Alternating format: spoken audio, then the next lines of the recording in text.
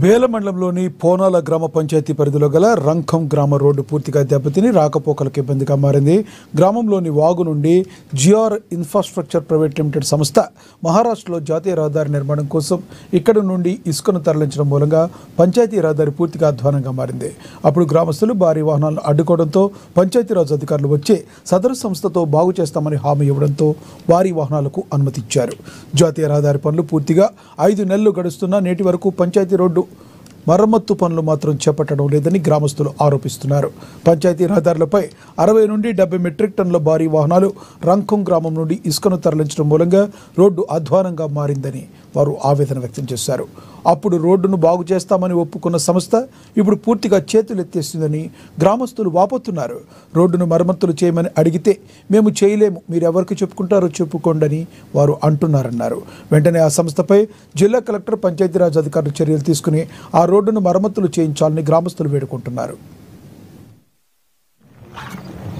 రాజోరా నుండి తెలంగాణ బార్డర్ ఉపాసనాల వరకు 4 వరుసల జాతీయ దారి నిర్మాణంలో భాగంగా నిర్మాణ సంస్థ అయినటువంటి GR infra projects private limited నిర్మాణ సంస్థ వాళ్ళు పోనాల గ్రామ పంచాయతీలోని రంఖం శివారం వాగు నుండి పెద్ద భారీ వాహనాలతో యంత్రాలతో ఇసుకను తరలించడం జరిగింది.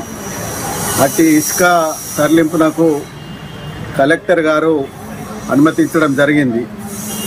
శంకర్గూడ నుంచి రంఖం వరకు PMGSYలో 5 సంవత్సరాల క్రితం బీటీ రోడ్డు నిర్మాణం ఏర్పాటైంది. అట్టి రోడ్డుపై 20-25 టన్నులకు మించి వాహనాలు వెళ్తే ఆ రోడ్డు మొత్తం డ్యామేజ్ అవుతుంది. కానీ జిఆర్ ఇన్ఫ్రా ప్రాజెక్ట్స్ వాళ్ళు 60 నుంచి 75 మెట్రిక్ టన్నుల బరువుతో ఇసుకను భారీ వాహనాల్లో తరలించడం జరిగింది. అలా తరలిస్తున్నప్పుడు రోడ్డు మొత్తం చెడిపోతున్నదని మా పొనాల గ్రామస్తులందరూ కలిసి అట్టి వాహనాలను ఆపడం జరిగింది. మరియు పంచాయతీరాజ్ డిపార్ట్మెంట్ వాళ్లకు ఫోన్ చేయగా పంచాయతీరాజ్ డిపార్ట్మెంట్కు సంబంధించినటువంటి డి కుందన్ సింగ్ గారు పొనాల గ్రామానికి రావడం జరిగింది. సదరు నిర్మాణ సంస్థ వాళ్ళని పిలిచి వాళ్లకు నోటీసు ఇవ్వగా GR infra projects private limited వాళ్ళు మా వాహనాలతో డ్యామేజ్ అయిన మొత్తం రోడ్డు మా ఇసుక తరలింపు అయిపోయిన 15 రోజుల్లో కొత్తగా రెన్యువల్ బీటీ వేసి ఇస్తామని డిఈ గారికి లెటర్ ఇవ్వడం జరిగింది. అయినప్పటికీ మా పొనాల గ్రామ ప్రజలు మాకు ఆ నిర్మాణ సంస్థపై నమ్మకం లేదు, వారు ఇప్పుడు ఇసుక తీసుకెళ్లిన తర్వాత మళ్ళీ రోడ్డు వేసిస్తారన్న గ్యారంటీ లేదని గ్రామస్తులందరూ తెలుపగా డిఈ గారు అప్పుడు మాట్లాడి వాళ్ళతో రోడ్ వేయించే బాధ్యత నాది, నేను వాళ్ళతో ఖచ్చితంగా రోడ్ వేయిస్తా అని తెలిపిన తర్వాతనే మేము అట్టి భారీ వాహనాలను ఆ రోడ్డు గుండా వెళ్ళడానికి అనుమతించడం జరిగింది. ఇసుక తరలింపు మార్చి నెలలో అయిపోయింది.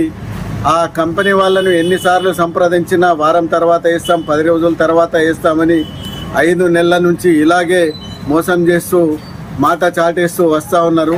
చివరికి నిన్న కాల్ చేయగా మేము వేయలేము, మీతో అయింది చేసుకోండి అని వాళ్ళు తెలపడం జరిగింది. ఇట్టి విషయం గురించి నిన్న ప్రజా ఫిర్యాదుల విభాగంలో వెళ్ళి